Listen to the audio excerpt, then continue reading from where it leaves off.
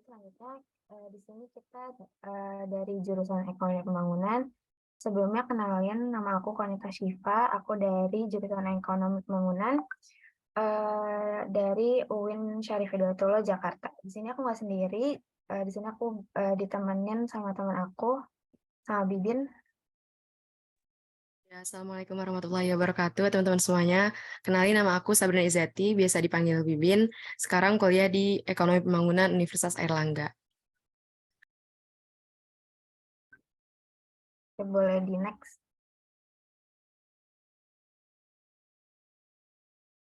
Ya, jadi di sini kita bakal ngebahas apa sih? Jadi pertama kita bakal ngebahas tentang apa ekonomi pembangunan itu sendiri. Terus kenapa kita harus masuk di jurusan ekonomi pembangunan? Kita belajar apa aja di sini, terus prospek karir yang bakal kita capai nanti, di mana aja kampus yang ada jurusan ekonomi pembangunannya, dan tentu juga alumni-alumni ternama dari jurusan ekonomi pembangunan. Next. Oke, jadi sebelumnya kita harus tahu dulu nih, ekonomi pembangunan itu sebenarnya apa. Jadi ekonomi pembangunan itu merupakan prodi yang mempelajari bahasan ilmu ekonomi secara mikro dan makro. Jadi di ekonomi pembangunan itu kita bakal mempelajari gimana sistem ekonomi, baik secara mikro atau individu maupun makro secara keseluruhan gitu. Terus banyak juga yang masih bingung-bingung gitu kayak sebenarnya ekonomi pembangunan sama ilmu ekonomi itu sama atau enggak gitu.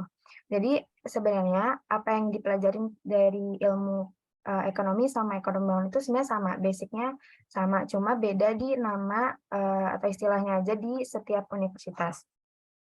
Eee jadi, kalau di ekonomi pembangunan itu sebenarnya cabang dari ilmu ekonomi yang mempelajarin fokusnya tuh terhadap ekonomi-ekonomi di negara berkembang, tapi khususnya di jenjang S1, ekonomi pembangunan sama ilmu ilmu ekonomi itu sama gitu. Next. Terus kenapa kita harus masuk EP? Jadi pertama di EP itu merupakan ladang kontribusi ke masyarakat yang luas. Jadi di ekonomi pembangunan itu kita bakal mempelajarin gimana kebijakan-kebijakan yang tepat buat diterapkan ke masyarakat, sistem ekonomi yang sedang berjalan tuh apa gitu. Jadi kontribusi ke masyarakatnya itu kita bisa lakuin secara langsung gitu. Terus yang kedua ada melatih kemampuan berpikir rasional dan komprehensif. Jadi di ekonomi pembangunan ini kita bakal mempelajarin teori-teori ekonomi. Jadi kenapa rumus di ekonomi ini tuh ada, terus kenapa di dalam ekonomi itu ada teori ini, teori itu. Jadi kita di sini bakal dilatih untuk berpikir secara rasional dan critical thinking gitu. Terus di EP ini juga kita tuh bakal bisa belajar kayak kebijakan ekonomi ini tuh kenapa bisa terjadi gitu kan. Jadi nggak gampang terprovokasi kalau misalkan contohnya kayak misalkan BBM naik gitu, kita nggak bakal terprovokasi, oh kita tahu gitu BBM naik itu tuh alasannya karena apa, dalam ekonomi tuh ada alasannya gitu.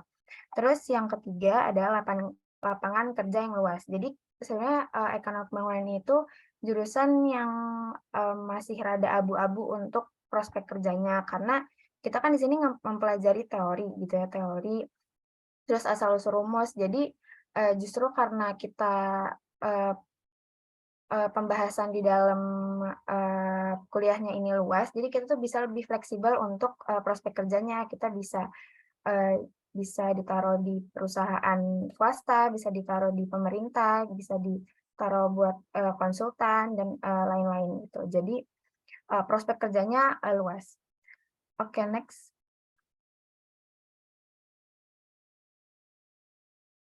Terus, mata kuliah apa yang dipelajarin di ekonomi pembangunan. Jadi inti dari ekonomi pembangunan itu sebenarnya teori ekonomi mikro dan makro. Jadi mikro itu kita mempelajari sistem ekonomi secara individu, penawaran permintaan perusahaan. Kalau di makro itu kita mempelajari teori ekonomi secara agregat atau keseluruhan seluruh negara gitu. Terus nama ekonomi kita nggak bisa lepas ada yang namanya matematika ekonomi. Jadi matematika ekonomi ini adalah matematika yang memasukkan unsur-unsur ekonomi. Terus ada juga ekonometrika sama statistika. Jadi karena seperti yang udah aku bilangin tadi, kan kita itu belajar buat nentuin kebijakan, sistem ekonomi kan, jadi kita tuh butuh yang namanya data. Jadi data ini bakal diolah melalui statistika. Dan ekonometrika itu adalah matematika yang buat ngebantu ilmu statistika tadi. Terus juga kalau misalkan dari kalian yang pengen masuk EP tapi penasaran juga gimana rasanya belajar manajemen, akuntansi, itu di semester 1 kita bakal dapet pengantar manajemen dan pengantar akuntansi. Lanjut. Terus ada konsentrasi studi. Jadi di semester 5 ini kita bakal ada penjurusan. Penjurusan ini tuh kayak kalau di SMA atau MA tuh mungkin IPA atau IPS. Jadi kita bakal milih nanti di semester 5. Terus yang pertama tuh ada perencanaan pembangunan. Jadi di sini kita bakal belajar tentang desain pembangunan, perencanaan proyek. Jadi kita bakal bikin proyek. Terus yang kedua ada ekonomi sumber daya alam dan energi. Di sini kita bakal belajar tentang pengelolaan sumber daya alam dan distribusinya gitu yang tepat. Terus yang ketiga ada ekonomi internasional. Di ekonomi internasional ini kita bakal mempelajari tentang sistem perekonomian tapi secara internasional kayak ekspor impor kayak gitu-gitu. Terus yang keempat ada ekonomi publik. Jadi di ekonomi publik ini kita mempelajari sistem perekonomian tapi dari sisi pemerintah kayak pajak, APBN dan lain-lain. Terus yang terakhir ada ekonomi moneter. Jadi di ekonomi moneter ini kita bakal mempelajari tentang sistem ekonomi tapi dari sisi bank sentral atau Bank Indonesia. Oke, untuk materi selanjutnya bakal aku serahin ke Kak Bibin. Silakan Bibin. Oke, makasih Cipe atas waktunya. Buat menghemat waktu, kita langsung ke materi aja ya. Kan tadi Cipe tuh udah ngejelasin dari sisi ini kan, dari sisi pengenalan prodinya. Nah, sekarang aku mau bahas dari sisi kita sebagai calon mahasiswa. Apa aja sih yang perlu kita siapin untuk bisa survive di jurusan ekonomi pembangunan? Yang pertama itu ada kemampuan penalaran matematika. Ini legit bener banget. Soalnya kan ekonomi itu masalah intinya itu kelangkaan dan efisiensi kan. Jadi bagaimana dengan sumber daya yang terbatas tuh kita bisa menghasilkan output yang maksimal atau yang paling efisien. Terus kalau misalnya tadi teman-teman juga lihat mata kuliah yang EP banget, itu juga mostly kan cabang dari ilmu matematika gitu. Ada statistika, ada matematika ekonomi, ada ekonometrika. Jadi kalau misalnya kalian cuma ngandelin apa ya, modal keinginan untuk menghafalkan rumus itu gak bakal bisa banget, soalnya bakalan overwhelming gitu, saking banyaknya yang perlu dihafal. Kan teori-teori di EP juga banyak banget kan, gitu. Terus yang kedua, berwawasan luas. Seperti yang kita tahu, ekonomi itu kan ilmu sosial ya. Nah, jadi setiap permasalahan ekonomi itu terjadi, pasti nggak mungkin ada aspek-aspek sosial, sosum yang lain yang nggak ikutan. Kayak misalnya hukum, politik, sosbud, gitu. Pasti ada aspek kausalitas gitu, sebab akibat. Terus juga misalnya teori. Kalau misalnya kita belajar teori dan kita tahu kayak aplikasinya atau implementasinya di dunia nyata, kita tuh bakal lebih mudah gitu buat memahamin si konsep itu. Terus yang ketiga ada teliti dan tekun. Ini juga balik lagi ke si matematika tadi. Kan kalau matematika tuh hasilnya harus precise kan. 4 tuh nggak sama-sama 3. Jadi kalau misalnya kita salah ngitung, kita nggak teliti, ya hasilnya beda dan ya udah perhitungannya salah gitu.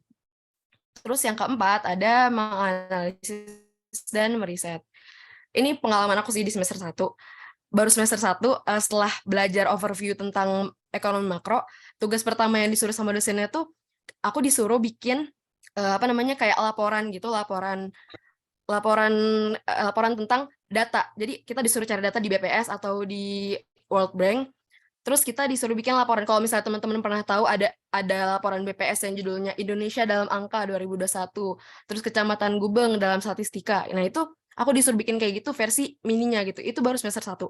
Kebayangkan nanti ke depannya mungkin bakal banyak lagi kayak kita disuruh analisis jurnal dan lain-lainnya gitu.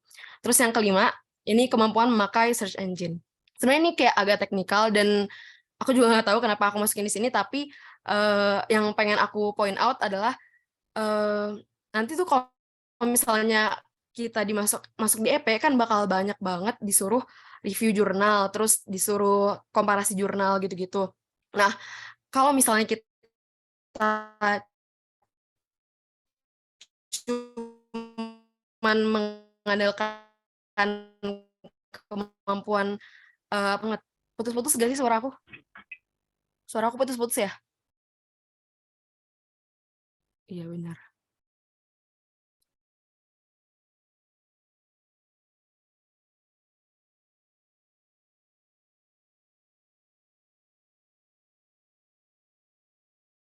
Udah lancar lagi. Oke. Lanjut aja ya. Lanjut tadi search engine ya. Kalau misalnya kita cuman simple search itu bakal banyak banget hasilnya. Jadi kalau misalnya kita pengen hasil yang lebih tepat sesuai dengan kebutuhan dan keinginan kita, itu coba belajar untuk searching dengan search engine yang teknik yang lebih kompleks gitu. Kalau di UNER sendiri di semester 1 itu kita dapat matkul yang namanya data pustaka. Di situ bakal diajarin tuh kayak bolehan searching gitu lah, pokoknya banyak banget matkul-matkul yang belajar tentang search engine. Terus yang keenam itu berpikir secara komprehensif. Ini juga penting banget karena ekonomi kan bahasanya luas ya. Jadi kita tuh kalau misalnya menganalisis suatu masalah itu nggak bisa cuma dari sisi mikronya aja atau dari sisi makronya aja. Karena keduanya punya hubungan sebab akibat. Nah, misal nih bagaimana suatu kebijakan ekonomi itu berpengaruh terhadap pasar. Berarti kan bagaimana kebijakan makroekonomi itu berpengaruh ke aspek mikronya. Nah, begitupun sebaliknya. Atau misal bagaimana perilaku individu itu mempengaruhi perekonomian secara agregat. Terus yang ketujuh, ada peka terhadap perubahan. Kita semua tahu ekonomi itu gak selalu stabil. Nah, ekonomi itu dilatih untuk jadi responsif tapi tidak reaktif. Nah, gimana tuh Kak? Responsif tapi tidak reaktif. Jadi kadang kan ekonomi di atas gitu, kadang di atas, kadang dia ke bawah turun. Nah, itu kalau kata Quran, yang berlebihan itu kan nggak baik ya. Jadi kalau misalnya terlalu atas, itu bisa nyebabin apa? Coba, di depannya I, belakangnya I, inflasi, ya kan? Nah, tapi kalau misalnya terlalu bawah, itu bisa nyebabin resesi yang kalau berkelanjutan bisa jadi depresi gitu. Kedua, keadaan ini tuh punya treatment yang berbeda. Mungkin teman-teman IPS sudah tahu ya, kalau misalnya ekonominya tuh lagi inflasi, itu kebijakan yang diambilnya tuh kebijakan kontraktif, yang cenderung kontraktif. Kalau misalnya lagi resesi, berarti kebijakan yang diambilnya kebijakan ekspansif gitu untuk ngestimulasi pertumbuhan. Jadi sebagai ekonomi itu kita harus merespon sesuatu secara gercep, tapi enggak reaktif. Misal kemarin tuh ada panic campaign yang digaungin sama beberapa influencer perekonomian, influencer keuangan tentang resesi 2023. Nah, itu kalau misalnya kita sebagai ekonom itu ya udah kenapa harus segitu paniknya gitu. Karena kalau kita tahu rumusnya, kita tahu teorinya, siklus bisnis itu sangat wajar terjadi. Jadi kayak resesi itu wajar terjadi, inflasi itu wajar terjadi. Yang harus ditekankan adalah gimana kita menanggapi keadaan ekonomi itu, kebijakannya apa yang mau dipilih gitu. Terus yang ke-8 ada teamwork. Ini juga sebenarnya mainstream ya, kayak semuanya juga udah paham kalau misalnya di perkuliahan itu 50% ke atas itu perkuliahan di handle, di backup sama presentasi kelompok. Karena kuliah itu kan adult learning ya, jadi kayak ya udah kita diajakin untuk jadi lebih mandiri dalam belajar. Makanya teamwork itu penting banget, jangan sampai kita jadi beban kelompok itu. Nah, terus next Kak, boleh. Putus-putus lagi ya. Oke.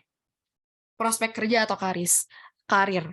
Kalau dilihat prospek kerja ini sebenarnya kayak mostly jadi ini gak sih, jadi akuntan, jadi analis, jadi konsultan gitu. Ada analis pasar, analis tren. Karena emang selama perkuliahan itu kita dilatih untuk menganalisis suatu masalah yang nanti tuh hasilnya diproses jadi bentuk grafik atau statistik. Kayak ada. Nah, terus aku bahas yang ini jadi akuntan. Ini menarik banget ya. Mungkin teman-teman ada yang berpikir pengen masuk ke akuntansi karena pengen jadi akuntan. Tapi kan kita juga semua tahu ya, passing grade akuntansi itu nggak rendah. Jadi kalau misalnya teman-teman nih ada yang mau masuk ke akuntansi, pengen jadi akuntan tapi susah untuk masuk ke akuntansi, boleh banget coba dicoba masuk ke EP, karena sebenarnya kalau misalnya kita pengen jadi akuntan itu tetap harus ambil pendidikan profesi akuntansi, dan itu EP juga bisa. Terus juga kalau misalnya anak EP masuk ini tuh kita nggak cuma berfokus kepada pelaporan gitu loh. Jadi anak EP tuh dilatih untuk berpikir normatif juga. Jadi apa ya, segala sesuatunya tuh kita nggak cuman pelaporan. Misal nih, apa ya, kalian pernah belajar gak ya, namanya economic profit sama akuntan profit. Nah itu beda banget. Misal aku investasi $10, terus menghasilkan $60. Kalau misalnya di akuntan profit itu dihitungnya aku profit $40 berarti. Ya gak sih? Tadi $50 atau $60 ya. Misalnya menghasilkan $50 berarti untungnya aku $40 gitu kalau di akuntansi. Tapi kalau anak ekonomi itu nggak berpikir kayak gitu. Karena misalnya nih aku karena investasi itu menghilangkan kesempatan aku untuk bisa kerja di suatu perusahaan yang menghasilkan $20 misalnya.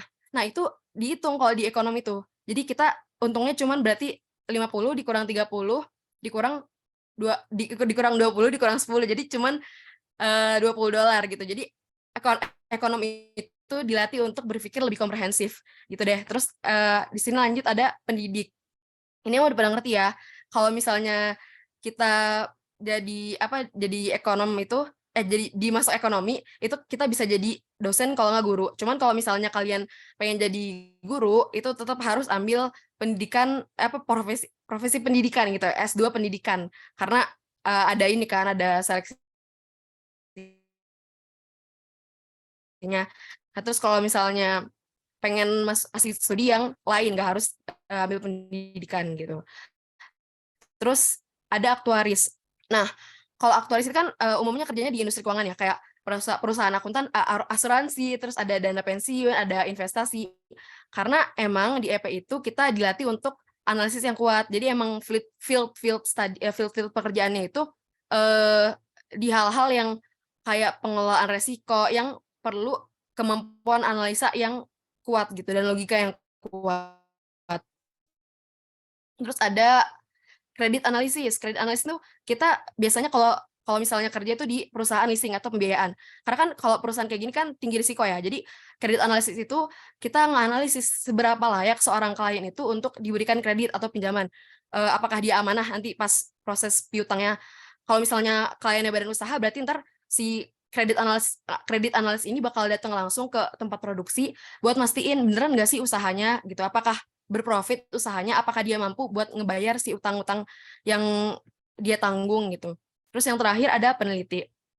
Nah, peneliti ini tuh dia tuh biasanya kerja di lembaga-lembaga pemerintahan kayak LIPI, BRIN, BPS, Bappenas gitu. Kalau di Indonesia kebanyakan sih masih masih di backup sama pemerintah. Kalau swasta mungkin kayak apa ya? Ada yang tahu Semeru Institute. Nah, itu dia juga suka bikin data-data menghasilkan data-data di bidang ekonomi juga. Oh, masih ada satu lagi, itu pengusaha. Ini paling common banget nih, anak FEB kalau ditanya pengen jadi apa, pasti jawabnya pengen jadi pengusaha. Walaupun sebenarnya jurusan apa aja bisa jadi pengusaha, tapi kalau misalnya kalau kalian masuk EP, itu kalian bakal punya privilege, pengetahuan dan kompetensi yang nggak didapetin di jurusan lain, yaitu ekonomi secara makro. Jadi kan kayak misal kalian pengen ngambil keputusan nih buat bisnis kalian, ya udah kalian nggak cuma ngelihat tuh dari si sektor mikronya gitu, penawaran dan permintaan secara mikro, tapi juga secara agregat gitu. Itu privilege banget kan kalau misalnya kita jadi pengusaha yang paham ekonomi makro. Next Kak, boleh.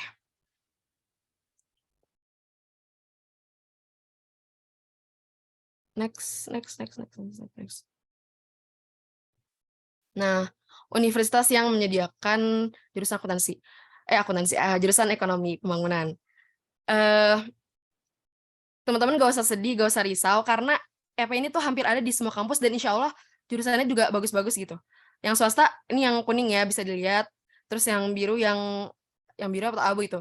Yang biru atau abu itu ini yang yang PTN gitu. FYI, UNER, kampus aku sekarang belajar itu QS rank by subject economics dan econometrics-nya itu nomor 1 di Indonesia.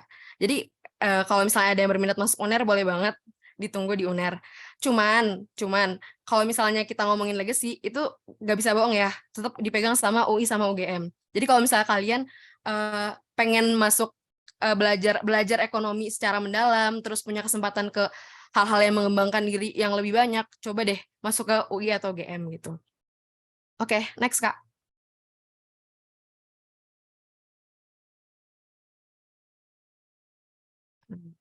Nah, ini tokoh terkenal atau alumni ilmu ekonomi. Nah, ini bisa dilihat juga kalau misalnya kalian pengen punya jenjang karir yang jelas, itu emang EP tuh cocok banget ya, karena kita tuh pendalaman materinya tuh ada banget, teorinya tuh ada banget. Kayak misal nih, Ibu Sri Mulyani, ini bukan tanpa alasannya, ini semuanya alumni UI karena aku emang ambil dari webnya Iluni UI. Bu Sri Mulyani ini beliau sekarang jadi Menteri Keuangan RI, pernah juga kerja di World Bank, pernah juga kerja di IMF. Emang beliau itu kan ini kan apa kayak analisis itu kuat banget. Makanya kalau misalnya kalian pengen berkarir dan berjenjang gitu karirnya, bisa banget masuk EP. Terus Pak Mulyaman Hadad, pernah jadi Ketua Dewan Komisioner OJK atau Otoritas Jasa Keuangan. Di sini aku juga masukin info tambahan gitu. Pak Mulyaman Hadad ini pernah jadi Dubes RI untuk Swiss. Artinya apa? Berarti anak EP tuh nggak cuma kerja di bidang yang linearnya aja gitu.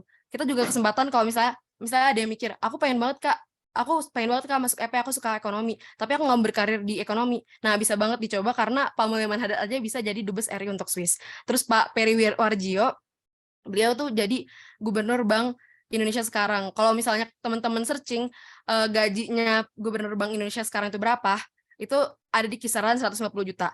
Kan mungkin kalau misalnya ada yang mikir ya pengusaha mah 150 juta tuh biasa aja gitu. Tapi kalau misalnya kita pikir-pikir gak semua orang pengen jadi pengusaha tapi pengen punya gaji gede. Nah, bisa dicoba jadi Gubernur Bank Indonesia gitu. Next, boleh Kak? Oke, nah udah selesai. Aku pengen ini sih, pengen ngasih tahu aja kalau misalnya aku tuh sering banget nemuin atau bahkan di prodiku itu tuh anak-anak yang masuk manajemen, yang pengen masuk manajemen, terus dia karena nggak tahu pilihan duanya apa, akhirnya milihnya ke ekonomi pembangunan gitu atau IE. Menurut aku itu salah banget ya, karena ekspektasi kalian tentang manajemen itu nggak bakal kalian temuin di ilmu ekonomi, karena kita di sini teorinya tuh lebih dalam, terus lebih luas juga bahasannya, juga lebih susah gitu karena perhitungannya lebih banyak. Kalau misalnya kalian pengen masuk manajemen, ya udah usahain aja di manajemennya gitu. Kalau misalnya akuntansi masih boleh lah karena mirip-mirip gitu perhitungannya. Terus lagi ya, udah sih itu aja. BTW kemarin ada yang nanya ke aku, gini, Kak, ekonomi pembangunan itu temennya teknik sipil ya? Jadi aku mau konfirmasi ya, setelah disosialisasiin tadi, enggak ya. Jadi kita tuh ekonomi pembangunan itu bukan ngitungin RAB pembangunan rumah, tapi justru kita melihat ekonomi itu secara luas gitu, ekonomi pembangunan suatu negara gitu. Mungkin itu aja dari aku dan Cipeh, kita balikin ke MC. Terima kasih. Terima kasih kepada kakak pembicara. Oh, ini pasti udah lengkap banget ya iniannya presentasinya. Mungkin untuk mempersingkat waktu kali ya,